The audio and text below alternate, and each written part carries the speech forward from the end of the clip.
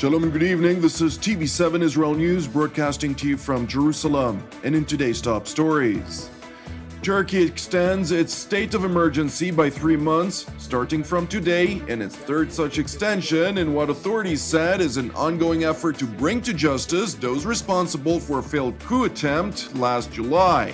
An Egyptian policeman was killed and 4 others were wounded when Islamic State militants opened fire on a police checkpoint near the famed St. Catherine's Monastery in the lawless Sinai Peninsula.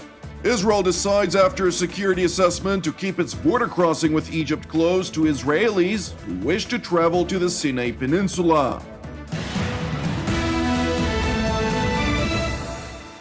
Russia's ambassador to Israel, Alexander Shein, is scheduled to meet with senior foreign ministry officials in Jerusalem to discuss a surprise announcement by Russia earlier this month, in which Moscow will recognize West Jerusalem as the capital of the Jewish state.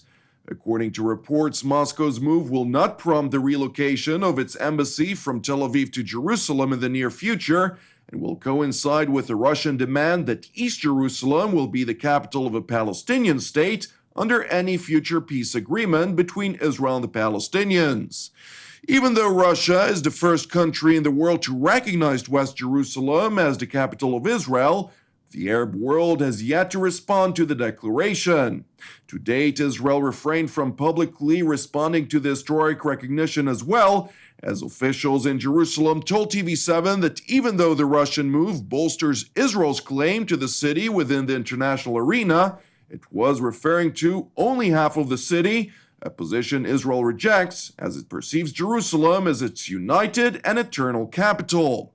Nevertheless, in the scheduled meeting with the Russian ambassador to Israel, officials in Jerusalem are expected to voice satisfaction at the move because it is viewed as a step forward against an idea of Jerusalem as a separated entity under an international regime, as was laid out in the 1947 UN partition plan that Israel vehemently rejects.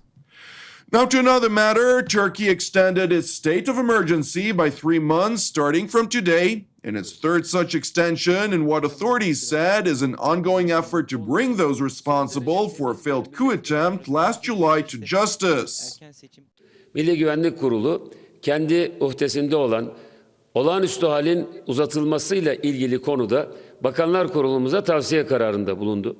Bakanlar Kurulu toplantımızda da Milli Güvenlik Kurulu'nun tavsiye kararı ele alınarak 19.04.2017 yani bu çarşamba günü saat 01'den itibaren olağanüstü halin 3 ay süreyle uzatılmasına ilişkin Türkiye Büyük Millet Meclisi'ne konunun arz edilmesiyle ilgili yazı kaleme alındı ve Bakanlar Kurulu kararı imzalandı. The decision to further extend Turkey's state of emergency, which was first imposed in the country after the failed military coup on the 15th of July, enables the government to bypass parliament in enacting new laws and to limit or suspend rights and freedoms when deemed necessary. The extension also comes following the narrow victory of President Tayyip Erdogan in a referendum to change Turkey's constitution, granting the longtime Turkish leader new sweeping executive powers. Meanwhile, the Turkish referendum continues to trigger protests by opposition groups, whom voice concern about the growing powers of President Erdogan in a series of protests and rallies in big cities since Sunday. In Istanbul, hundreds of people, mostly women, marched through the streets of the city, voicing an accusation by many of the no voters that the result of the referendum was rigged. Eğer parlamenter sistem değil de bir dikta gelirse sonumuz Irak gibi olacak, Suriye gibi olacak. Aynı Saddam nasıl yükseltilip diktatör yapıldıysa ve sonunda da nasıl bu hallere geldiyse Tayyip Erdoğan'ın da sonu bu olacaktır diye inanıyorum. Ve sadece ben Cumhuriyetimize sahip çıkalım demiyorum, Tayyip Erdoğan'a da sahip çıksınlar diyorum. Demokrasi ve cumhuriyet için buradayız şu anda. Kadınlarımız, çoluk çocuğumuz, erkeklerimiz, herkes tek adam rejimine hayır diyoruz. Hiçbir zaman da kabullenmeyeceğiz. Oylamalar, referandum eğer haklı diyorsanız Allah'a havale ediyorum. Başka hiçbir şey demiyorum. The result of the referendum on Sunday laid bare to the deep divide between Turkey's urban middle classes, who see their future as part of a European mainstream, and the pious rural poor, who favor Erdogan's strong Islamic hand. The results also concern countries in the Middle East, including Israel, who remain silent to avoid a diplomatic confrontation with Ankara, nevertheless continue to closely monitor the situation in Turkey and analyze its implications on the chaotic region. Now to Israel's southwestern neighbor, where an Egyptian policeman was killed and 4 others were wounded when Islamist militants opened fire on a police checkpoint near the famed St. Catherine's Monastery in the lawless Sinai Peninsula. According to Egyptian officials, the Islamists opened fire from an elevated hilltop overlooking the police checkpoint just outside the monastery, located in a mountainous area in the southern part of Sinai. Following the deadly incident, the Sinai branch of the Islamic State, which are called the Wilayat Sinai, claimed responsibility for the attack. The attack on the 6th century monastery, which is a popular site for tourists, comes just over a week after Islamist suicide bombers attacked 2 churches on Palm Sunday in the Nile Delta city of Tanta and the coastal city of Alexandria, murdering 45 people. The Islamic State claimed responsibility for those attacks too, after promising to bolster its efforts to target the Christian minority of Egypt. Meanwhile, Israel decided to keep its border crossing with Egypt closed to Israelis who wish to travel to the Sinai Peninsula. The decision was made by the Counterterrorism Bureau following a situation assessment. That said, in the coming days, the Counterterrorism Bureau announced it would re-examine its decision. Prior to the Passover holiday, Israel's Intelligence and Transportation Minister Israel Katz instructed, in an unprecedented move, to close the country's border crossing to Israelis traveling to Egypt's Sinai Peninsula, following the high number of warnings on the intention of the Islamic State terrorists to target Israeli tourists.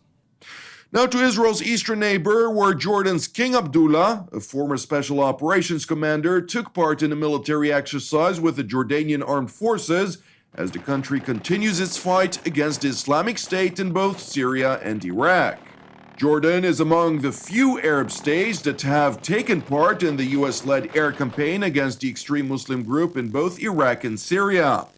The kingdom, a major US ally, backs the moderate rebel groups aligned with the so-called Southern Front, supported by an Arab Western coalition, who are trying to prevent opposition-held southern Syria from falling into the hands of the Islamic State. Jordan is concerned that Islamic State fighters would seek to descend southward to its borders at the end of a US-led campaign to recapture the extreme Muslim group's de facto capital of Raqqa, located in northern Syria. The danger of that happening has prompted Jordan to reinforce its border region, with a clear warning by the commander of the Jordanian armed forces that if the Islamic State would come close to its border region, the Hashemite kingdom would invade its northern neighbor. Meanwhile, in Syria, government forces, together with their allies, continue to make gains in the war-torn country. That despite the American strike on Assad's air base that effectively destroyed some 20% of his operational air force. According to reports, the Syrian military, supported by Iranian-backed Shiite militias and heavy Russian airstrikes, regained a strategic town near the city of Hama, with most of the rebels retreating from the town after heavy clashes with troops loyal to President Bashar Assad. Thank you for watching us. You can also watch us at TV7israelnews.com or TV7.fi. For any comments, please send your emails to israelnews@tv7.fi. For more updates from Israel and the region, please join our Facebook page at TV7 Israel News. Praying for the peace of Israel and the peace of Jerusalem. Jonathan Hessen, have an Erev Tov, and we will see you again tomorrow at the same time.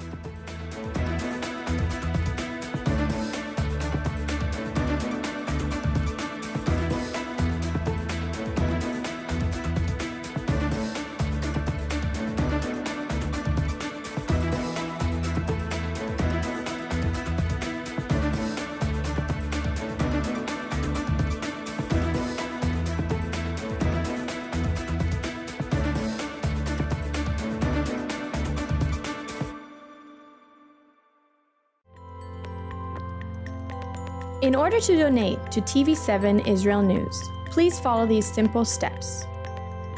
First, press the Donate logo, located at the bottom left side of TV7 Israel News Facebook page, or on the Donate tab at the head of the page. Then insert the amount you'd like to donate, and fill in your credit card information. Just like this. And press Review Donation and continue. After reviewing your donation details, please press Donate to finalize your donation. That's it! Your donation is now complete, and an email with your donation details has been sent to your email address. You can also print your donation receipt by pressing the link here. Thank you for supporting TV7 Israel News.